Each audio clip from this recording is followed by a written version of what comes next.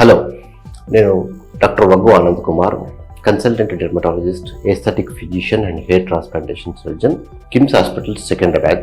అదే మాదిరిగా నా యొక్క హాస్పిటల్ వచ్చేసి బర్కత్పురాలో ఉంది.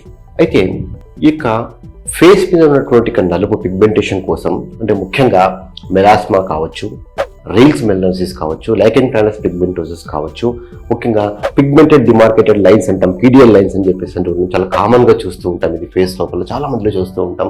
అది కావచ్చు, సెబోరిక్ మెలనోసిస్ అని చెప్పేసి అంటూ ఉంటాం. ఈ యొక్క నోస్ చుట్టూ ఈ భాగంలో సెబోరిక్ మెలనోసిస్ కావచ్చు.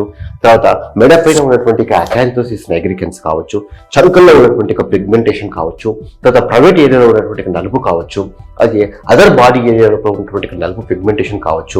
ఈ పిగ్మెంటేషన్ని తగ్గించడం కోసం జనరల్గా క్వీసిచ్ ఎండియాగ్ లేజర్ అనేటువంటిది వాడుతూ ఉంటాం. అయితే ఈ క్వీసిచ్ ఎండియాగ్ లేజర్ లోపల ఈ యొక్క ముఖ్యంగా రెండు రకాలు. ఒకటి నానో సెకండ్, రెండోది పికో సెకండ్. ఈ యొక్క నానో సెకండ్ లేజర్లో ఏంటంటే ఈ యొక్క క్వీసిచ్ ఎండియాగ్ లేజర్ అనేటువంటి యొక్క లేజర్ బీము 10⁻⁻⁹ సెకండ్స్, అంటే ఇక లేజర్ చర్మం లోపలికి ప్రవేశించేటువంటి సమయం వచ్చేసి ఒక సెకండ్లో 9వ సెకండ్ లోపల వెళ్ళిపోతుంది చర్మం లోపలికి. అది చాలా ఫాస్ట్గా వెళ్ళిపోతుంది.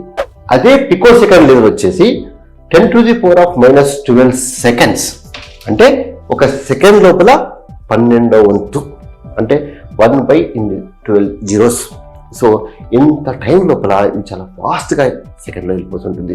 మరి దీనికి రిజల్ట్స్లో డిఫరెన్స్ ఉంటుందా అంటే ఎస్.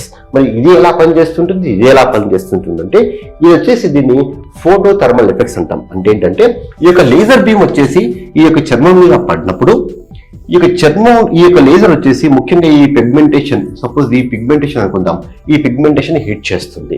ఈ యొక్క పిగ్మెంటేషన్ మీద ఈ యొక్క లేజర్ యొక్క శక్తి పడ్డప్పుడు ఈ యొక్క నలుపు లేజర్ని అబ్జర్వ్ చేసుకొని అది ఉష్ణ శక్తిగా మారుతూ ఉంటుంది.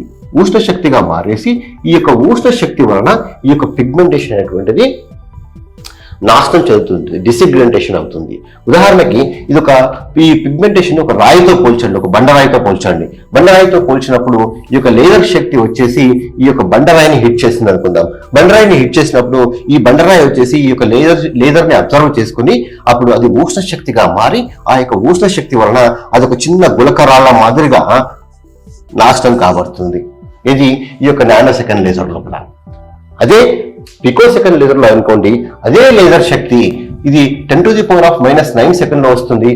ఇది 10⁻⁻12 సెకండ్ లోపల ఈ యొక్క లేజర్ శక్తి వచ్చేసి ఇదే పిగ్మెంట్ ని ఈ యొక్క లేజర్ హిట్ చేస్తుంది. హిట్ చేసినప్పుడు ఈ యొక్క లేజర్ శక్తిని ఇది మెకానికల్ శక్తిగా, నాట్ ఉష్ణ శక్తిగా వచ్చినప్పుడు ఈ లేజర్ అప్పుడు ఏమవుతుందంటే ఈ యొక్క పిగ్మెంట్ సరౌండింగ్ లో ఉన్నటువంటి టిష్యూ కూడా హీట్ అయ్యేటువంటి అవకాశం ఉంటుంది. కానీ ఇది మెకానికల్ శక్తిగా మారుతుంది. మెకానికల్ శక్తిగా మారినప్పుడు ఓన్లీ ఈ యొక్క పిగ్మెంట్ మాత్రమే డిసింటిగ్రేట్ అవుతుంది. అప్పుడు ఏమవుతుందంటే ఉదాహరణకు ఈ యొక్క బండరాయి ఈ లేజర్ యొక్క శక్తిని అబ్జర్వ్ చేసినప్పుడు ఏ విధంగా ఇక గులకరాలుగా మారిందనుకో, ఇదే లేజర్ వచ్చి ఇదే రాయిని హిట్ చేసినప్పుడు అప్పుడు రాయి వెళ్ళేసి చిన్న ఇసుక మాదిరిగా తయారవుతుంటుంది. So that is the difference. So అప్పుడు దీంతో కంపేర్ చేసినప్పుడు ఈ పికో సెకండ్ లేజర్ అనేటువంటిది చాలా ఎఫెక్టివ్గా పనిచేస్తూ ఉంటుంది. డౌన్ టైం కూడా చాలా తక్కువగా ఉంటుంది. తర్వాత ఇది సిట్టింగ్స్ కూడా చాలా తక్కువగా అవసరం పడుతూ ఉంటాయి అన్నమాట. అయితే ఈ యొక్క చిన్న గులకరాలని ఇది మన బాడీలో ఉన్నటువంటి ఒక మ్యాక్రోఫేజ్ అటువంటి వీటిని అబ్జర్వ్ చేసుకొని ఈ యొక్క పిగ్మెంటేషన్ అనేటువంటిది తీసేయడం జరుగుతూ ఉంటుంది. ఆ రకంగా నానో సెకండ్ లేజర్ కావచ్చు, పికో సెకండ్ లేజర్ కావచ్చు, మన యొక్క స్కిన్ లో ఉన్నటువంటి ఒక పిగ్మెంటేషన్ మీద ఈ రకంగా ఈ రెండు పద్ధతులు పనిచేస్తూ ఉంటాయి అనమాట. ఒకటి ఉష్ణ శక్తి, రెండోది మెకానికల్ శక్తి, ఫోటో మెకానికల్ శక్తిగా మారుతుంది అనమాట. సో అందుకే నానో సెకండ్ రెండు పనిచేస్తాయి, కానీ దానికి దీనికి వచ్చిన డిఫరెన్స్, ఒక వ్యత్యాసం అనేటువంటిది ఉంది. సో ఈ రకంగా పికో సెకండ్ లేజర్ వల్ల సిట్టింగ్స్ తక్కువగా అవసరం పడుతూ ఉంటాయి. తర్వాత డౌన్ టైం అనేటువంటి తక్కువగా ఉంటుంది. తర్వాత ఎఫెక్టివ్గా ఉంటుంది అనమాట. ఎఫికసీ కూడా చాలా అధికంగా ఉంటుంది.